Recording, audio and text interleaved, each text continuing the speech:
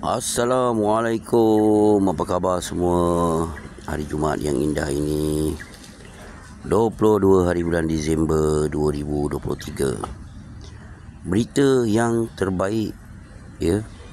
Yaman tidak mengganggu kapal Rusia ni.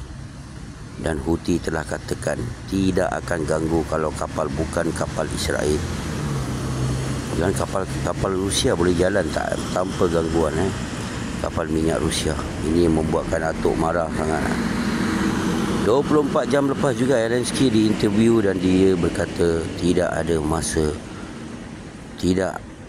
ada masa untuk dia fikirkan. US will not betray us, dia katakan. Dan selepas itu US government telah memadam ayat itu dalam 24 jam, telah memadam ayat itu di internet. Dan selepas 48 jam Blinken berkata masanya Ukraine berdiri di atas kakinya sendiri selepas 48 jam speech Zelensky. Dan inilah bayaran yang terakhir yang US akan berikan kepada Ukraine. Okey, kita cerita sedikit apa yang terjadi di dunia sekarang. Kita lihat semua konflik yang berlaku ada connection.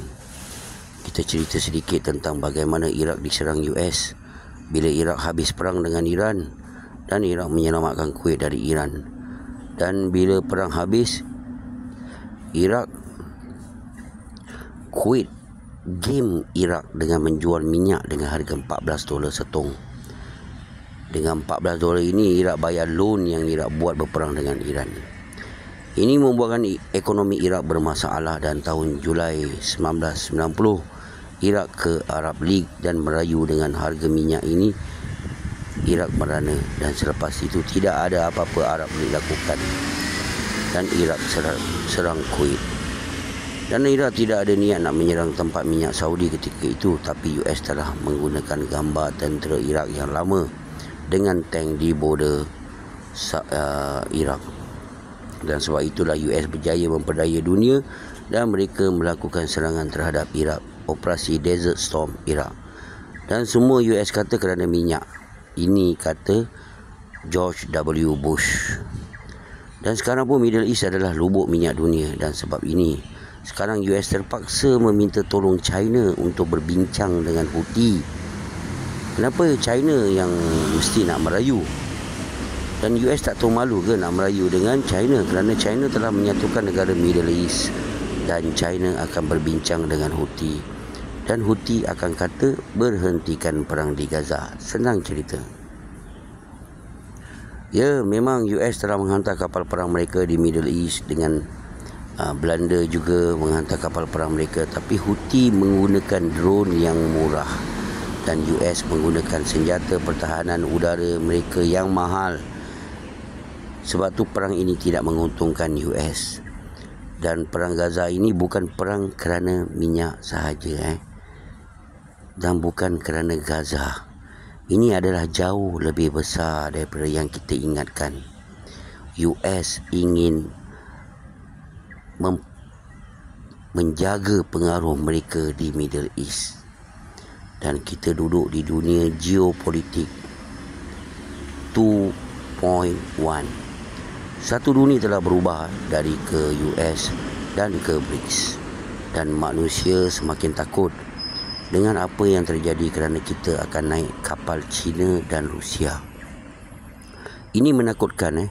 Dan US pernah menjadi nombor satu, tapi kerana kebodohan ia menjadikan US bukan lagi nombor satu. Dan US akan melakukan apa saja untuk meletakkan mereka di nombor satu. Dan kali ini meletakkan Israel sebagai jalan. Dan lepas Israel, kalau tak berjaya, mereka akan gunakan apa? China lah. Dan perang berlaku dekat separuh dekad. Hegemoni dan pengaruh US semakin kurang kerana mereka seperti mencari negara Islam sebagai mangsa. Dan jangan marah dengan China, sekian lama Saudi meminta teknologi nuklear daripada US. US berdiam diri dan sekarang China menghulurkan 10 jari untuk membangunkan teknologi nuklear di Saudi. Dan kita boleh lihat teman-teman bagaimana Saudi membangunkan kereta api laju mereka di kawasan padang pasir. Tak adakah ribut pasir di sana? Tidak membahayakan jalan kereta api mereka ke? Tengok macam mana teknologi China di Arab Saudi. Dan baru-baru ini US offer Saudi dengan teknologi nuklear, tapi Saudi kena jatuhkan harga minyak ke $50 ke $60 setong. Tapi Saudi menolak. Saudi menolak kerana Saudi katakan, jika aku jatuhkan harga minyak, negara OPEC dan OPEC Plus, rakyat mereka akan memberontak. Dan kita adalah dalam negara OPEC Plus, teman-teman.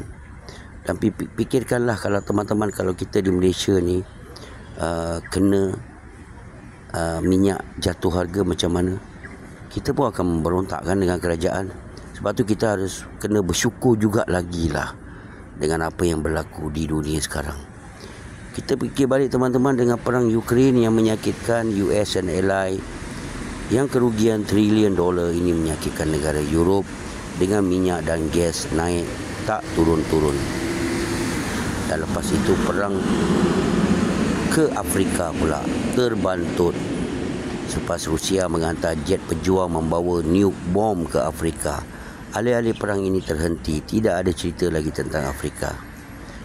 Dan alih-alih Hamas menyerang di 7 hari bulan di Israel dan meletupkan minyak dan gas yang mengalir ke Europe sekarang ni. Apa yang terjadi di Laut Mediterranean, di mana-mana sajalah di negara Arab sekarang. Yang bermasalah sekarang adalah ally US, iaitu Europe. Tadi selagi US tidak berlaku adil pada dunia, selagi itulah mereka akan merana.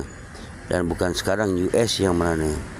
Selepas teman-temannya meninggalkan mereka seperti NATO dan EU, baru US akan bangun. Kerana nuklear bom yang jatuh di Jepun sudah tidak berapa kuat. Kerana apa yang manusia takutkan sekarang adalah teknologi Rusia, yang satu misail boleh membawa 4 bom nuklear dan boleh menghancurkan satu negara France. Masya Allah. Assalamualaikum. Selamat bercuti untuk orang Johor dan selamat bercuti untuk semua esok. Hurrah everybody.